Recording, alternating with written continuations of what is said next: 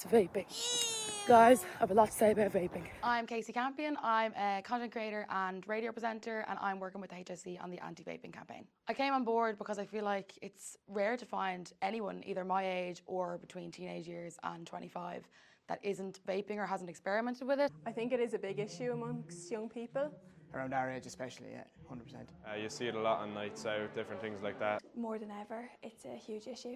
I have tried it before and I just never thought it was for me, and I think the younger audience are really impressionable and they're scrolling on their phones all the time. So if they see someone like me who's normal, relatable, who's honest, who has tried it before, has decided it's not for them, it can hopefully influence them to realise that it's not cool and it is really harmful. A lot of young people look up to influencers like Casey, and she's definitely a good one to look up to because she's promoting all of these things for your health.